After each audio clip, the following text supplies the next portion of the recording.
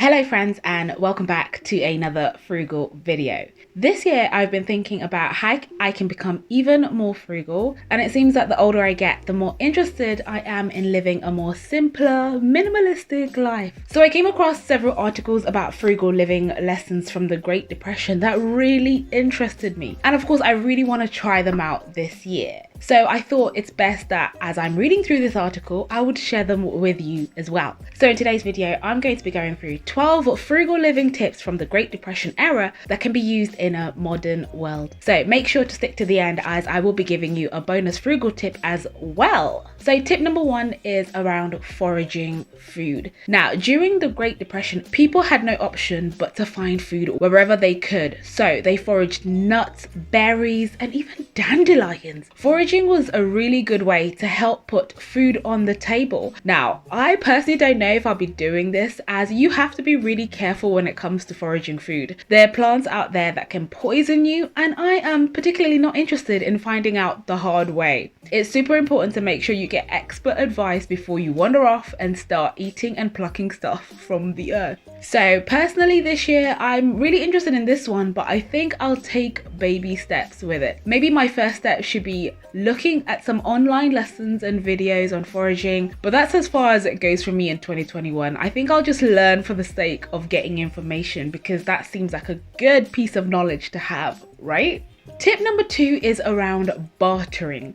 Now, back in the day, it was commonplace to barter for the things that you wanted, and this is because money was hard to come by. So it was easier to barter your items for another item you need in your home. So if you raised your own meat or had eggs from chickens, you could barter that for gas for your lanterns or other food items you could not produce on your own. I know that we're no longer doing this to this extent of exchanging goods in our society, but I do like the idea of swapping things with people around me to reduce waste. Let me know in the comments below, do you barter, or would you welcome a world of bartering in replacement of cash? Tip number 3, they grew their own food. Now, most people didn't even think twice when it came to growing their food in those days, as it was just an easier option to ensure you always had food on the table. So they would grow as much as they could at home. And personally this year, I really want to start growing some vegetables at home. I've currently only been growing spring onions and a few herbs on my kitchen windowsill, as I don't have the biggest space, and to be honest, I've been using that as an excuse. But after watching a couple of videos, I can now see that you can actually truly start your own garden in the smallest of spaces. So you just have to be smart with the space that you have. So I'm thinking maybe this year I can start with growing some potatoes, tomatoes, cucumbers, and lettuce on the little balcony that I have, and then I can evolve from that. I've actually found that my neighbor is really good at this, and maybe I can even barter some of my vegetables for hers. What do you think? Tip number 4 is that they took in boarders. With so many people out of work during the Great Depression, they constantly looked for ways to make money, and one option was to just rent out the rooms that they had in their homes as a means to generate some income and to help them survive. Now, I know the equivalent of doing this now is called house hacking, and that just simply means that you rent out all the extra rooms in your house to pay off your mortgage and basically live in your own home for free. And this is definitely something that I've thought about for the longest time, but I'm always conflicted with having my own space and sharing that with other people. I've become so accustomed to living on my own that I'm just not sure I can do it. But maybe I just need to get over it, because living rent-free sounds amazing to me. Tip number 5, preserving food was such a commonplace. Now, preservation is an excellent way to get the most out of your food, and a great way to obviously reduce waste, especially when it comes to making sure your vegetables and your fruits have the longest possible shelf life. Currently, one way that I use to preserve food is to make sure I freeze as much as I can as soon as possible. But one way that I really want to learn this year is to dry fruits. I really enjoy eating dried fruits, and I want to learn how to do it myself. Let me know in the comments below if you have any tips on how to do this. Also, don't forget to hit that like button if you are enjoying the video so far. Tip number 6 is to raise chickens. Now, I know it's hard to believe, but one thing that I've always wanted to do is have my own chickens, as they're just a great source of eggs and I can use them as pest control in my own garden. Plus, they're just really fun animals to have around. But this is one thing that I probably will consider when I purchase my next home, as I don't think it would be right to have them in a small London balcony. And here's a thought, maybe this would also be a good bartering source. Some eggs for some veggies? You never know, it could be the beginning of a new movement. Just remember, it started on this channel. Tip number 7, composting. Another way people from the Great Depression era reduce waste and ensure their food would flourish was through homemade compost or fertilizer. A lot of homes would make their own nutrient-rich compost for their gardens as an extra way to be less wasteful and to use up everything. Obviously, the key is to make sure that you add the right things and don't ruin your compost, but there's a lot of videos and material out there to teach you on this.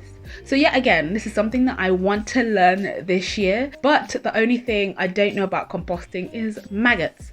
Maybe it's just me, but let me know in the comments below what your tips would be when it comes to having a good compost, because I genuinely want to make the most of everything that I have. Tip number 8 is to learn how to make simple repairs. Back in those days, you had to do as much as you can at home as money was scarce and had to be used on other things. Now, I remember when I was young, my parents taught me how to repair a few things myself, like repairing a hole in your clothes and learning how to hand sew a button on your shirt. And this is something that I still do to this day. And it's actually saved me money over the years, as I can easily fix something instead of having to purchase something else brand new. But this year I really want to take it to the next level and learn to fix more complicated household items that need a little bit more effort, like for example changing a leaking tap and not having to call out a plumber, or even just some home decor things like I really want to reupholster my sofa instead of replacing it and just give it a new life, and that way I reduce waste. Tip number 9 is to get creative and use everything that you have. So one of the things that I'm coming across with all these articles is that everyone in the period of the 1930s used to find ways to utilize everything that they had in their house rather than just throwing it away. For instance, if they needed places to store bulk goods, they would use anything that was empty in the house. Now, if I think about the modern day, this can translate to reusing, for example, glass jars for other purposes like propagating your plants or growing your herbs. So I really want to start reusing all the empty glasses that I have, and of course the numerous plastic Tupperware boxes I have in my kitchen. So maybe I can use those to start my homemade garden. Let me know in the comments if you think this would work. Tip number 10, lend and borrow from your neighbors. Now, this is something that may seem super obvious, but more and more people are forgetting to do just that these days. It astounds me because even when I think about myself, I don't know that many of my neighbors. And when I've visited friends and family in Asia and in Africa, I find that they are more willing to share more with those around them, which I absolutely love. So this year I'm hoping to talk to more of my neighbors, and if there's something that they need, I will offer to lend it out to them. And the beauty of that is that it will help with building a new friendship. Tip number 11, REHEEL old shoes. Now, back in those days, people always got their shoes repaired, but that all seems to almost be a lost practice. And for some people, you are even lucky if you even have access to a cobbler in your area. So this year, I'm really going to opt for getting my shoes repaired before I replace them. Now, the problem is that this is going to be hard because we have access to fast fashion, which makes it so much easier to replace. But because I'm focusing on reducing waste this year, this is the perfect opportunity to do that. And of course, this is also the perfect solution to help me with my no spend year as well. Tip number 12 is to add water to your liquid soaps to stretch them further. So many people have commented on my previous frugal living videos that this is something that they do at home that saves them money. In particular, most people have told me that when the bottle gets to about a third of the way down, they add some water to stretch it out. Now, I started doing this and I've noticed that it truly stretches things quite a bit, and you don't even need that high of a concentration to get most jobs done anyway.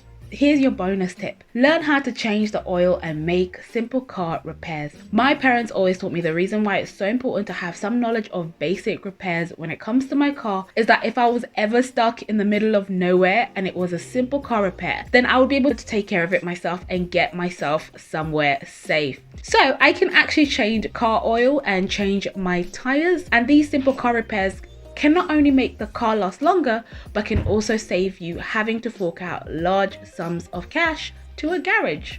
Let me know in the comments below, which of these frugal living tips from the Great Depression did you like the most? And if there are any tips you'll be doing this year, please make sure to hit that like button and of course to subscribe so that you don't miss any future uploads as I'm sharing my journey to financial freedom and early retirement. Also, please make sure to share this video with someone who wants to make a positive impact on their finances. Do check out these videos which will show you all the frugal living tips I'm currently implementing in my life that have saved me thousands of pounds.